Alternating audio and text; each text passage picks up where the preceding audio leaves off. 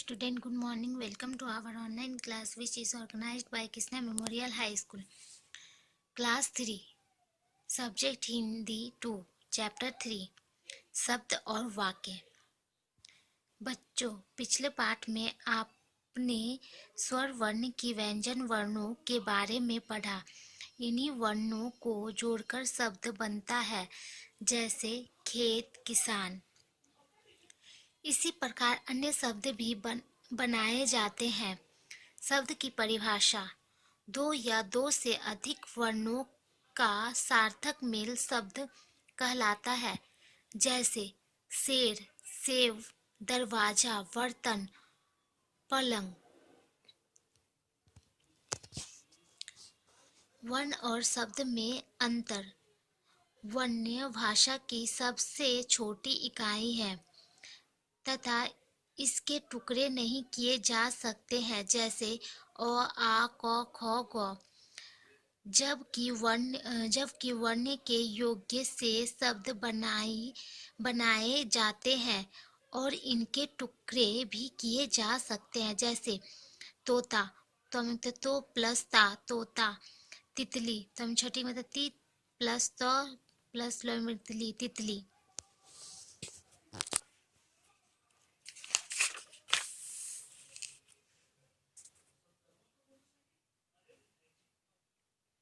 शब्दों के भेद।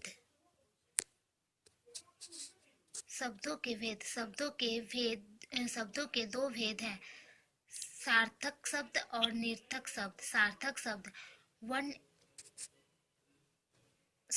शब्द वर्ण के मेल से बने ऐसे शब्द जिनका कुछ न कुछ अर्थ निकलता हो, सार्थक शब्द कहलाते हैं, जैसे भवन, शेर, बोतल आदि।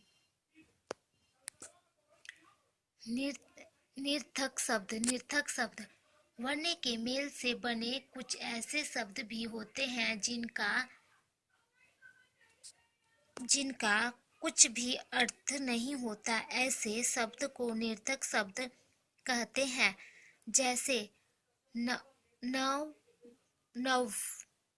रस्से, तलबो आदि।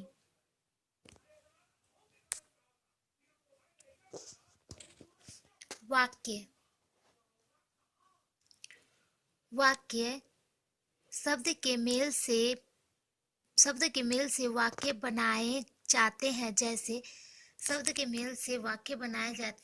जैसे मोनिका साइकिल चला रही है। दिए गए वाक्य: मोनिका प्लस साइकिल प्लस चला प्लस रही है। 5 शब्दों का प्रयोग करके एक शुद्धक वाक्य बनाया गया है। यदि इन्हीं शब्दों को उलट दे जैसे मोनिका चला रही साइकिल है, तो यह एक अशुद्ध वाक्य बन जाएगा, जिससे वाक्य का अर्थ स्पष्ट नहीं हो पाएगा। इस प्रकार हमने जाना कि शब्दों के सही मेल से ही एक शुद्ध वाक्य बनता है। वाक्य की परिभाषा: सार्थक शब्द के कर्मबद्ध समूह को वाक्य कहते हैं, जैसे यह मेरी पुस्तक है। वाक्य के अंग: प्रत्येक वाक्य के 2 अंग होते हैं।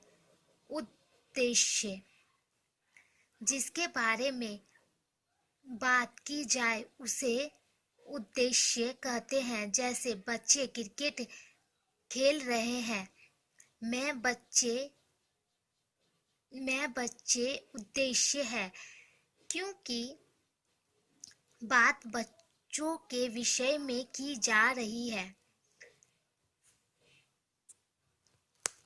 विधेय: उद्देश्य के बारे में जो बात कही जाए उसे विधेय कहते हैं, जैसे बच्चे क्रिकेट खेल रहे हैं, मैं क्रिकेट खेल रहे हैं विधेय है, क्योंकि यह बात बच्चों के उद्देश्य के विषय में कही जा रही है।